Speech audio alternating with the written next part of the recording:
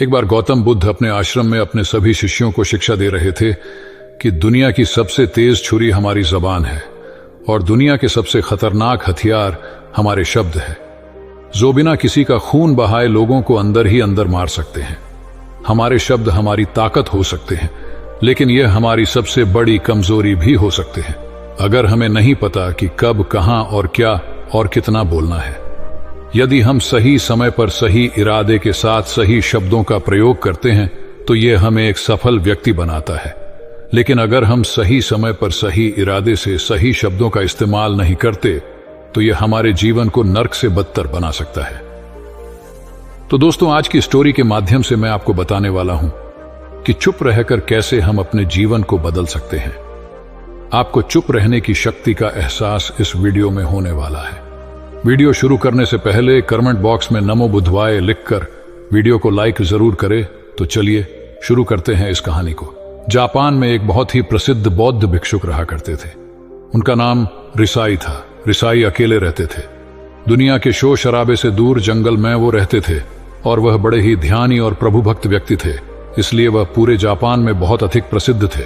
एक दिन एक राजकुमार रिसाई के पास आया और बोला, हे प्रिय भिक्ष, मैं हमेशा थका हुआ, निराश और परेशान महसूस करता हूं। मेरा मन बहुत अशांत रहता है। हालांकि मेरे पास सब कुछ है, दौलत, शोहरत, सुख सुविधाएं जो हर व्यक्ति चाहता है या पाने की इच्छा करता है, लेकिन फिर भी मेरे अंदर इतनी अशांति और चिंता क्यों है? रिसाई ने उसकी बात बहुत ही ध्यानपूर्वक सुनी और कुछ सोचने के बाद कहा, तुम इस प्रश्न का उत्तर जानते हो, बस तुमने कभी इस प्रश्न को हल करने की कोशिश नहीं की है। रिसाई ने आगे कहा, मैं एक रिसर्च करना चाहता हूं, क्या तुम मेरा साथ उसमें दोगे? इस रिसर्च के बाद तुम्हारे जीवन में किसी भी तरह की अशांति और चिंता नहीं रहेगी। ये बातें सुनकर राजकुमार बहुत हैरान था। उसने रिसाई से कहा, बताइए मुझे क्या करना होगा? अपने मन की शांति के लिए मैं कुछ भी करने को तैयार हूं। राजकुमार की इन्हीं बातों को सुनकर भिक्षु ने कहा, तो फिर आप अगले 15 दिन के लिए मेरे आश्रम में रहोगे और एक सामान्य व्यक्ति की तरह अपना जीवन व्यतीत करोगे और इन 15 दिनों में तुम अकेले और चुपचाप रहोगे, जितना हो सके कम बोलोगे। राजकुमार उस भिक्षु की बातें सुनकर सहमत हो गया। पहले दिन राजकुमार को लगा कि उसका मन सामान्य से अधिक अशांत और विचलित है। उसके मन में तरह तरह के विचार आ रहे हैं और वह आम लोगों की तरह जीवन जीने में असहज महसूस कर रहा है। उसे अंदर से बोलने की इच्छा हो रही थी, लेकिन वह चुपचाप रहा। उसके मुंह से एक भी शब्द नहीं निकला, बस वह चुपचाप बैठा रहता। लेकिन रात होते होते उसे अंदर ही अंदर शांति का अनुभव होने लगा। उसके लिए यह अनुभव अजीब था। वह खुद से पूछ रहा था कि वह अंदर ही अंदर इतना खुश क्यों है और उसकी आंतरिक बेचैनी और चिंता कम क्यों होने लगी है। अगले दिन राजकुमार अकेला चुपचाप बैठा रहा और वह प्रकृति को निहार रहा। वह पौधों को, फूलों को, आकाश में उड़ रहे पक्षियों को, वह अपने जीवन में पहली बार यह अद्भुत दृश्य महसूस कर रहा था कि उसके पास कितनी सुंदरता है। वह दिन भर प्रकृति की सुंदरता को निहारता रहता और उसकी ताजगी को महसूस करता रहता। इसी तरह से 10 दिन बीत गए और उसके मन की सारी बेचैनी, सारी हलचल, सारी उथल पुथल और सारा तनाव गायब हो गया। 11वें दिन की सुबह राजकुमार फिर से एकांत में बैठ गया और कुछ ही मिनटों में उसर की आंखें अपने आप बंद हो गईं और वह गहरे ध्यान में चला गया। वह पूरे दिन वहीं पर आंखें बंद करके बैठा रहा और गहरे ध्यान में डूबा रहा। ना कोई शब्द, ना कोई चिंता। राजकुमार भीतर से असीम शांति और आनंद से भर गया।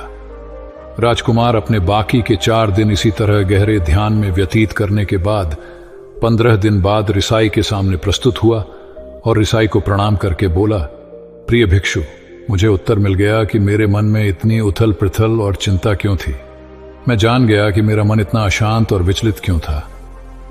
रिसाई मुस्कुराते हुए पूछा, बताओ क्या उत्तर मिला तुम्हें? राजकुमार ने कहा, मैं आवश्यकता से अधिक बातें करता था। मैं किसी पर भी अपने शब्द और ऊर्जा व्यर्थ करता था। मैं दिन भर अपने लोगों से फालतू की बातें करता रहता और फिर उन्हीं के बारे में अकेले में सोचता रहता और ज्यादातर समय नकारात्मक ही सोचता रहता। इस तरह मैं बस अपना समय बर्बाद कर रहा था। ज्यादा बोलने और नकारात्मक सोचने की वजह से मेरा मन अशांत और बेचैन हो गया था और इसी वजह से मैं किसी भी काम को ठीक से नहीं कर पा रहा था, जिसकी वजह से मैं हर काम में असफल होने लगा और फिर इन्हीं लगातार मिलने वाली असफलताओं की वजह से ही मैं और भी उदास और चिड़चिड़ा हो गया। इन्हीं सभी चीजों की वजह से मेरा जीवन नष्ट हो रहा था, लेकिन यहां पर बिताए हुए 15 दिन मेरे लिए पूरी तरह से अलग थे। मुझे कुछ अलग ही एहसास यहां पर हो रहा था।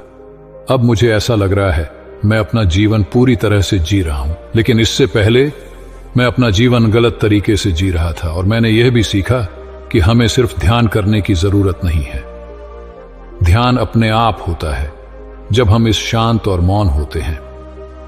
ध्यान के पिछले कुछ दिनों के दौरान मैंने जो पहली चीज सीखी वह यह है कि मनुष्य के जीवन के सबसे महत्वपूर्ण घटना स्वयं को जानना है। यह सुनकर रिसाई ने कहा, सिर्फ तुम ही नहीं, दुनिया में ज्यादातर लोग जरूरत से ज्यादा बोलते हैं।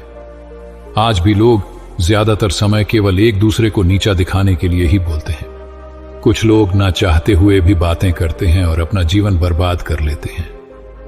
रिसाई ने राजकुमार को चुप रहने का महत्व समझाते हुए कहा, एक बार गौतम बुद्ध से उनके शिष्यों ने पूछा, प्रिय बुद्ध, आप ज्यादातर समय चुप क्यों रहते हैं? बुद्ध ने कहा, क्योंकि चुप रहने से व्यक्ति अंदर से अनंत शांति की गहराइयों में होता हूं। मौन अपने भीतर उतरने की पहली सीढ़ी है। मौन के बिना स्वयं को जानना असंभव है। स्वयं को जानने और समझने का पहला नियम है कि मौन हो जाओ, उतना ही बोलो जितना अत्यंत आवश्यक हो। बेफिजूल की बातें करना छोड़ दो। तुम अचानक पाओगे कि 90% से भी ज्यादातर लोग व्यर्थ ही ज्यादा बोलकर अपना समय बर्बाद कर रहे हैं। ना बोलने का कोई भी नुकसान नहीं है, लेकिन यदि आप ज्यादा बोलते हैं तो आप अत्यधिक गलती कर देते हैं। अगर व्यक्ति कम बोलना शुरू कर दे दो, दुनिया की 90% मुसीबतें कम हो जाएंगी, झगड़े फसाद कम हो जाएंगे, उपद्रव कम हो जाएंगे, अदालतें कम हो जाएंगी। अगर लोग थोड़ा चुप रहना सीख लिए, संसार की बहुत सारी समस्याएं हैं, बहुत सारा उपद्रव सिर्फ बोलने से पैदा होते हैं। सारी बात मौन सीखने की है। जब तुम नहीं बोलते तब तुम एकांत में अकेले हो गए। भरे बाजार में भीड़ में खड़े हो नहीं बोलते, हिमालय के शिखर में पहुंच गए। जिसने मौन की कला जान ली वो भीड़ में भी अकेले होने की कला जान लेता है।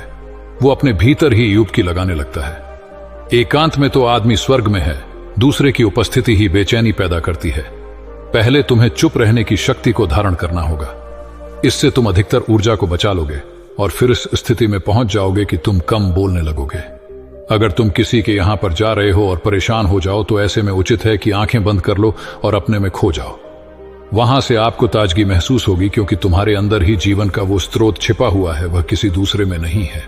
इसके बाद राजकुमार उस रिसाई से पूछते हैं, आखिर कौन हमें अपने अंदर तक लेकर जाएगा? ये बातें सुनकर रिसाई बुद्ध कहते हैं, तुम्हें स्वयं ही अपने अंदर उतरना होगा और वहीं से परम राज्य जीवन का आनंद ले पाओगे। आनंद का यहीं से जन्म हुआ है, यहीं से तुम मौत में डूब जाओगे। यही तुम्हारा सूरज उदय होगा और यहीं से अस्त होगा। इसी प्रकार तुम बार बार डुबकी लगाओ। जब भी तुम डुबकी लगाकर लौटोगे वहां से तुम पाओगे फिर ताजगी भरी जीवन की नई संपदा मिलेगी।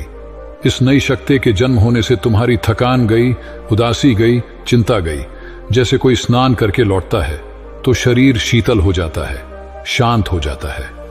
ऐसे ही जब कोई भीतर से साफ होकर वापस आता है, मौन में स्नान करके लौटता है, तो समस्त अस्तित्व, समस्त व्यक्तित्व शांत और मौन हो जाता है, आनंदित। जब तुम आंतरिक मौन की उस पराकाष्ठा पर पहुंच जाओगे तब तुम पाओगे कि बोलने से भी तुम्हारा मौन खंडित नहीं होता, वो बना ही रहता है।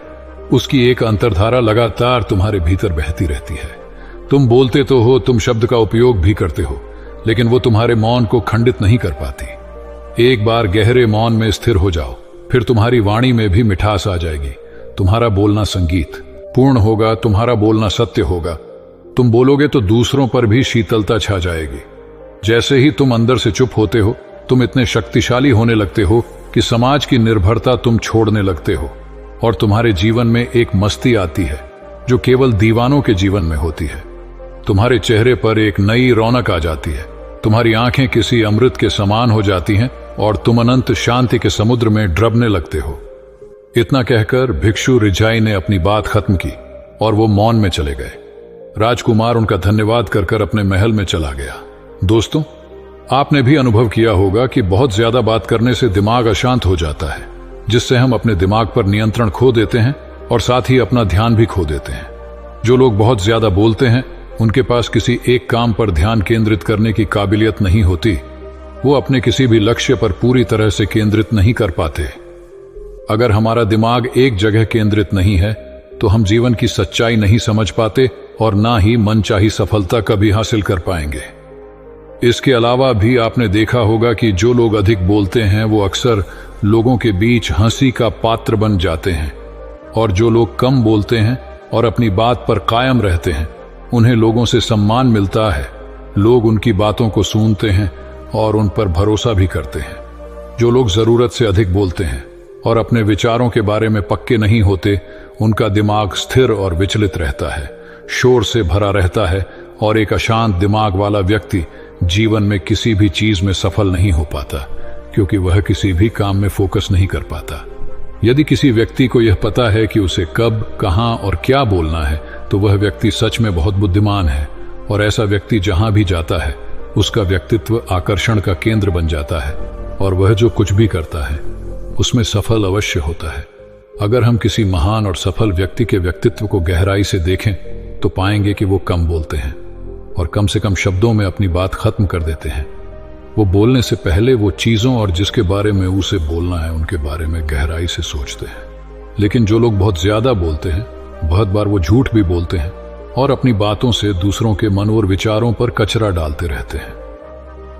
वह ज्यादातर समय दूसरों की बुराई करते रहते हैं, इसलिए उनके अपने भी उनसे नफरत करने लगते हैं और उनसे बचने की कोशिश करते हैं। हमारे भारतीय उपनिषदों में कहा गया है कि हमारे शब्द वास्तविक ब्रह्म शक्ति हैं। मौन से धैर्य आता है, धैर्य से ध्यान, और ध्यान से हम अपने जीवन के बारे में जागरूक हो जाते हैं। इसलिए अगर हम ज्यादा बात करते हैं तो हम मौन को खो देते हैं, जो मन की शांति का पहला स्तंभ है। दोस्तों, आज से हम भी चुप रहने का अभ्यास अवश्य करेंगे। आज से हम भी वही बोलेंगे जो जरूरी है, और हम कोशिश करेंगे कि कम से कम शब्दों में अपनी बात खत्म करें, और हो सके तो कोशिश करेंगे कि रोज कम से कम 30 मिनट एकांत में चुपचाप बैठेंगे। और मुझे पूरा विश्वास है कि इससे हम सबके अंदर एक सकारात्मक बदलाव जरूर आएगा। इसी के साथ इस वीडियो को खत्म करते हैं। दोस्तों, उम्मीद करता हूं आपको इस कहानी से एक अच्छी सीख मिली होगी। ये कहानी आपको कैसी लगी हमें कमेंट बॉक्स में कमेंट करके जरूर बताएं, और साथ ही इस कहानी को अपने दोस्तों के साथ जरूर शेयर करें ताकि उन्हें भी इस कहानी से कुछ सीखने को मिल सके। धन्यवाद।